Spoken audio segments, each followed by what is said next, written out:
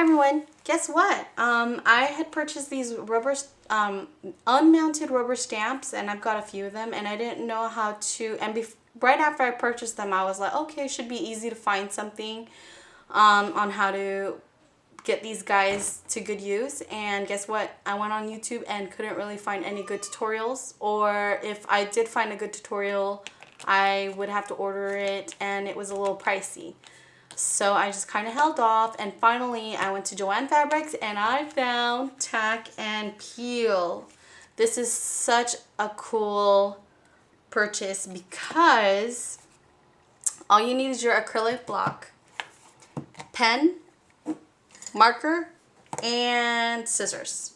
So what you need to do is, once you open your Tack N Peel, one side will be covered with the yellow and the other side is a little bit, it's clear.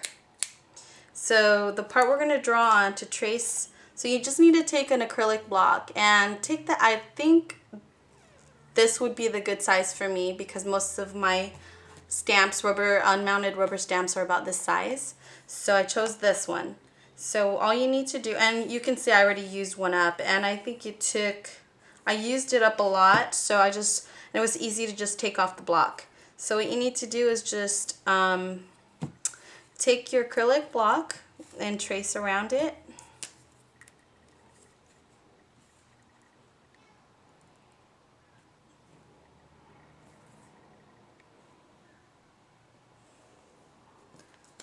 And then just cut it out.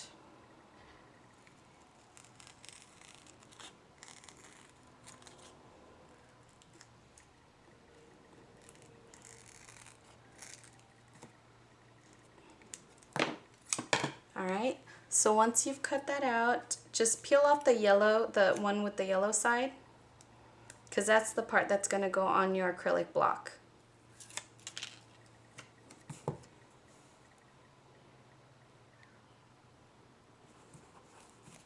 Just like that. And try to make sure there's no air bubbles, so that way when you're stamping, it's even. The pressure is even, I mean. And then you can trim off the edges if you want. And what's neat about this is you can still use the other side of the acrylic block for your stamps, for your other stamps, the clear stamps, and then you can use the other side for your rubber unmounted stamps. So what you need to do is, in order to use this part right here is this clear acetate thing. It's like one side is extra smooth and the other side is not. So just find the smoother side, and that's what you're going to use to replace and cover that up so it doesn't just stick to anything. So when it's non-use, you're going to want to close it with that. So you're going to keep this part. And this is how easy it is. It's like using your clear stamps. So you just put your rubber stamp right in the middle, and you're gonna, when you get your rubber stamps, sometimes they come in a sheet and you have to cut them out. So try to cut it where it's closest to the image.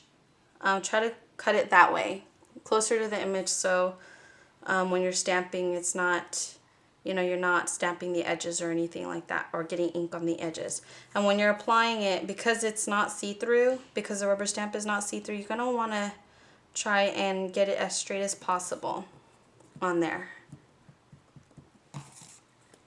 So there you have it, and then just choose your favorite stamp pad, ink it up like you would on a regular stamp, put in the center off to the side, stamp your image, and there's my image.